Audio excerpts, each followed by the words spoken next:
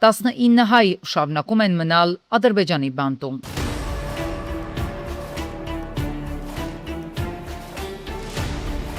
Հազար օր, ահա թե որքան ժամանակ է, որ հայ ռազմագերիներն ու քաղաքացիական անձինք ապօրինաբար պահվում են ադրբեջանական գերության մեջ։ 1000 օր է ընտանիքները սպասում են պատասխանների եւ իրենց հարազատների վերադարձին։ Քանի դեռ հայ գերիները ապօրինաբար պահվում են Բաքվի զնդաններում, Հարավային Կովկասում չի կարող լինել կայուն խաղաղություն։ Ամերիկյան կոնգրեսում են արձանագրում։ Ներկայացուցիչների պալատի արտաքին հարաբերությունների հանձնաժողով այս շաբաթ կքննարկի նաև կոնգրեսական Բրեթ Շերմանի առաջարկը, որով Միացյալ Նահանգների խորհրդականները Թրամփի վարչակազմից կպահանջեն վճռական քայլեր ձեռնարկել Ադրբեջանում պահվող բոլոր հայ ռազմագերիներին եւ պատանդարած մյուս անձանց անհապաղ եւ առանց նախապայմանների ազատ արձակելու համար։ Ալիևը փորձում է սա ներկայացնել որպես քրեական գործ, պնդելով, թե էթնիկ զտման իրականացումը նորմա է, իսկ դրան դիմադրելը հանցագործություն։ Բայց եկեք հստակեցնենք, այս մարդիկ մեղավոր են միայն նրանով, որ հավատացել են Արցախի բնիկ ժողովրդի արժանապատվության, ինքնավարության եւ ինքնորոշման իրավունքին։ Ամերիկացի կոնգրեսականը նաև նշում է, որ Ադրբեջանում, որ ըստ միջազգային իրավապաշտպան կազմակերպությունների գնահատականների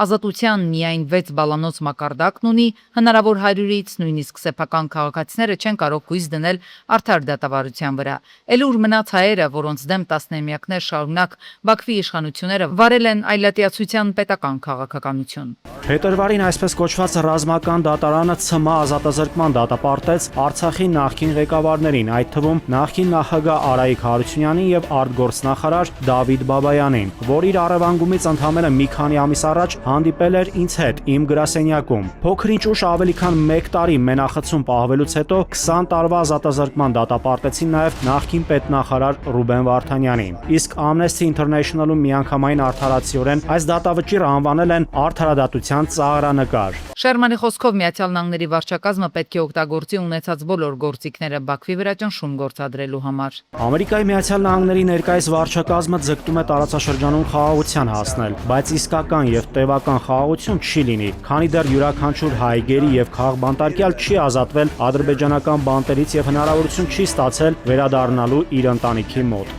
Դեմոկրատ մեկ այլ կոնգրեսական էլ Ջիմ Կոստան Միացյալ Նահանգների օրենսդիրներին առաջարկում է ամբողջությամբ դադարեցնել Ադրբեջանի նահանգների կողմից տրվող բոլոր տեսակի ռազմական աջակցությունները, քանի դեռ Ալիևը ոչ միայն չի ազատել հայ գերիներին, այլև իր զորքերն ամբողջությամբ դուրս չի բերել Հայաստանի ինքնիշխան տարածքից։ Այս մարդկանց անուններն ու լուսանկարները Ադրբեջանի կողմից չպետք է օգտագործվեն որպես քաղաքական ճնշման լծակ։ Ընտանիքները չափազանց երկար են սպասում, ժամանակն է նրանց տուն վերադարձնելու։ Մենք կշարունակենք պայքարել միասին ոչ միայն գերիների ազատության, այլև Հայաստանի ինքնիշխանության եւ ապագայի պաշտպանության համար։ Արցախի ժողովրդին էլ չեն մոռանում ամերիկացի խորհրդականները։ Ավելին, հենց այստեղ շեշտում են, նրանք մոռացված չեն, նրանց իրավունքները չեն անտեսվելի։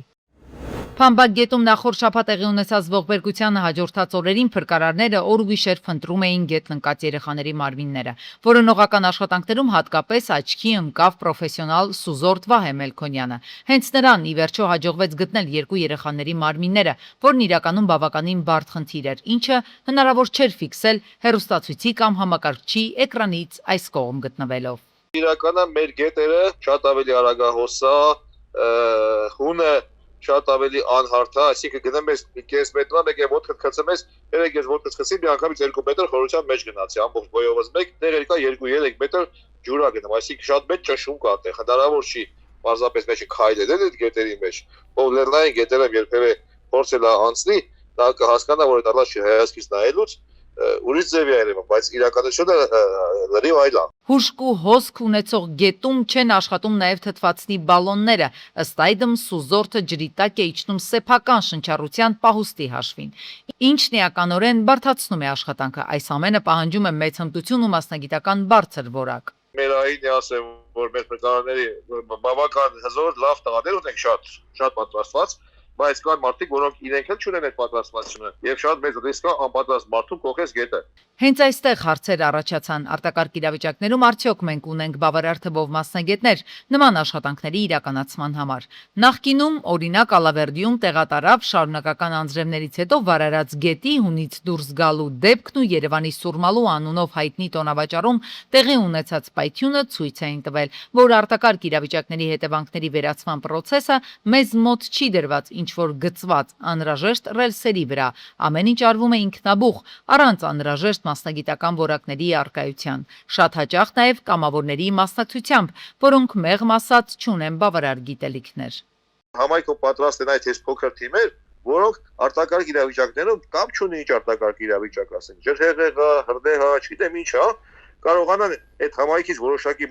կազմակերպված եւ մարզված մարդկանց խումբ բերեն այդ համայնքի շահերը կամ ինչ որ բաները պաշտպանելու համար, այդ համայնքի օգնելու համար։ Հայաստանում մի շարք կազմակերպություններ հիմա փորձում են լրացնել առկա բացը, գիտելիքներ փոխանցել կամավորներին, եւ եթե այս խնդիրը նրանց միջոցով որոշակիորեն լուծվում է, ապա որևէ կերպ դեռ չի լուծվում փրկարար ծառայությունում անհրաժեշտ գործիքակազմի առկայության հարցը։ Մինչև հիմա մենք չունենք էլեկտրոմոբիլներ։ Հիմա ունենք էլեկտրոմոբիլներ։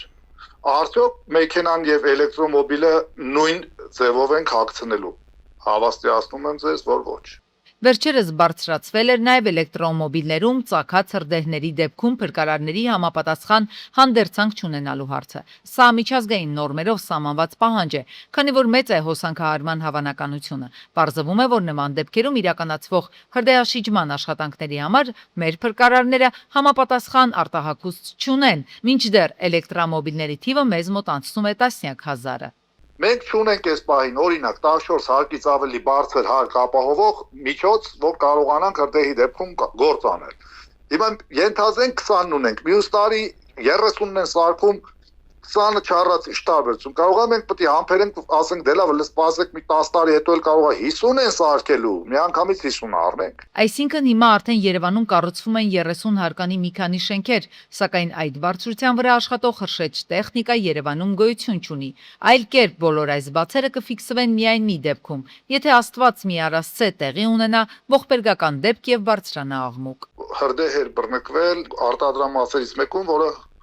գուբկա էր արտադրում, այսպես ասեմ, կենցաղային լեզվով։ Պարզվեց, որ այդ արտադրամասը պետք է հանգցվել լրիվ ուրիշ հեղուկով, որովհետև այնտեղ թունավոր նյութեր կային, որոնք ոչ թե թունավոր, այլ քիմիական նյութեր կային, որոնք ջրով չէր կարելի հանգցնել։ Պետական համակարգի ներկայացուցիչները հիմա ցանկացած ամբիոնից շատ են խոսում այս կամ այն ոլորտում գործունեությունը արևմտյան չափանիշներին համապատասխանեցնելու մասին։ Այդ դեպքում մնում է հիշեցնել, որ արտակարգ իրավիճակների կանխարգելման եւ դրանց հետևանքների վերացման հարցում արևմտյան փորձն ասում է, որ պետք է իրականացվի ռիսկերի գնահատում, որպեսզի դեպքը տեղի ունենալուց հետո կարողանաս արդյունավետ պայքարես դրա հետևանքների դեմ, այն ինչը մեզ մոտ իսպառ բացակայում է։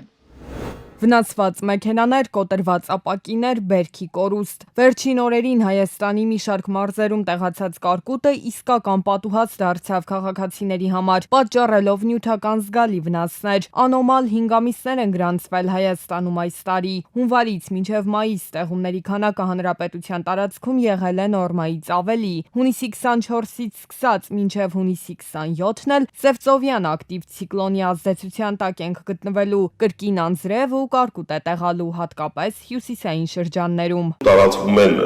լուրեր, որ կիրառվում է կլիմական զենք եւ այլն, մեր հանրապետությունում նման կարգահարություններ չեն եղել, սա նախադեպ երևույթ է եւ այլն եւ այլն։ Բայց պետք է ասեմ, որ մենք վերջին հատկապես 5-6 տարիների ընթացքում եւ հատկապես Հայաստանի հյուսիսային շրջաններում մայիս-հունիս ամիսներին ունենում ենք նման խոշոր տրամաչափի կարգահարության դեպքեր, որը պայմանավորված է մթնոլորտի շրջանառության փոփոխությամբ։ Թե ինչ հետևանքներ է ունեցել կարկուտը գյուղատնտեսության համար, Սուրենյանը նախընտրեց չմեկնաբանել, վնասն ահռելի է։ Ավելի վաղ հայտնի էր դարձել, որ ստեղծվել է կարգտահարությունների դեպքերի ուսումնասիրման աշխատանքային խումբ։ Մյուս կողմից էլ առատ տեղումները նպաստել են հանրապետության ջրամբարների լցվածությանը։ Հունիսի 24-ի դրությամբ ջրամբարների ջրալցվածությունը կազմում է Ախուրյանի ջրամբարում 105%, Ապանի ջրամբարում 101%, Ազատի ջրամբարում 100%, Մարմարիկի ջրամբարում 99%, իսկ Արփիլի ջրամբարում 87%։ Թեև ջրամբարների հիմնական մասում լցվածությունը 100% եւ ավելի է, այնուամենայնիվ Սևանա լճից այս տարի էլ ջրի բաց թողումներ կիրականացվեն, պարզապես ավելի ուշ եւ ավելի քիչ, մինչեւ 140 միլիոն խորանարդ մետր ծավալով։ Կան տարածաշրջաններ, որտեղ որ առանց Սևանա լճի ջրի բաց թողումների հնարավոր չէ ոռոգել, օրինակ մինչեւ Սևան հեքնկած այդ հատվածը միանշանակ գյուղատնտեսական ոռոգման տեսակետից իրականացվում է Սևանա լճի ջրառով։ Ջրի ծավալի մեծացումը դրական ազդեցություն ունի Սևանա լճի հիդրոլոգիական ռեժիմի վրա ու էկոլոգիական հավասարակշռության համար։ Հունվարի 1-ից հունիսի 24-ն ընկած ժամանակահատվածում լճի մակարդակը բարձրացել է 51 սանտիմետրով եւ ըստ կանխատեսումների մինչեւ հուլիսի առաջին տասնօրյակ այս միտումը կշարունակվի։ Ընդհանուր առմամբ այս տարվա գարունը 12-րդ ամենախոնավն էր սկսած 1935 թվականից։ Ոչ շատ շոկ ու բավարար տեղումներով էլ հուլիս է սպասվում։ Ընդեղից վարար դուրս է գալի կեղտաջուրը։ Այս սիրուն ծառերն էլ էսա կչորանան։ Բյուրեղավանի գլխավոր փողոցներից մեկում Զորավար Անդրանիկում 20 օր է գարշահոտ է տիրում։ Համաճարակի վտանգն օրորի է ավելանում, իսկ անցուդարձ անելու համար բնակիչները ստիպված են լինում քիթը փակ քայլել։ Հիշում են ամիսներ առաջ քաղաքում թունավորման դեպքեր եղան ջրից։ Չեն բացառում, որ խնդիրը չլուծելու դեպքում պատկերը նորից կրկնվի։ Սպանում այ ժողովրդես հոտը բերաններս չորացավ։ Սարսափելի է։ Ու մենք սենց ապրում ենք ինչքան ժամանակ է, միջև քանդելը երևի մի 10-15 օրես վիճակն ա եղել։ Հիմա այդ քանդելը ահա որ վիճակ։ Քանդել են ու թողե գնացել են մարդիկ, իրանց գործ արի։ Ստեղծված վիճակն ըստ բյուրեղավանցիների որևէ մեկին չի անհանգստացնում, քանի որ 15 օր անընդմեջ եւ բյուրեղավանի քաղաքապետին են դիմել եւ Վեոլիա ջուրընկերությանը։ Երկու դեպքում էլ արձագանք չկա։ Բնակիչները նշում են, որ ամեն անգամ զանգահարում են քաղաքապետարան, Վիոլա ջուր ոչ մի օգուտ։ Ասում եմ, լստենայ։ Կեղտի ճայճ է առաջացել։ Հոտը 500 մետրի ծավել զգացվում է։ Աշխատանքները թողել են կիսատ, որ ասում լավ գործը անավարտ եք թողել։ Հիմա էլ էս վիճակը, որ ահա որ վիճակ է, ահա որ։ Հուսատ բնակիչները Կոտայքի մարզպետին են դիմում խնդիրը տեղում ուսումնասիրելու ու լուծման տարբերակներ գտնելու համար։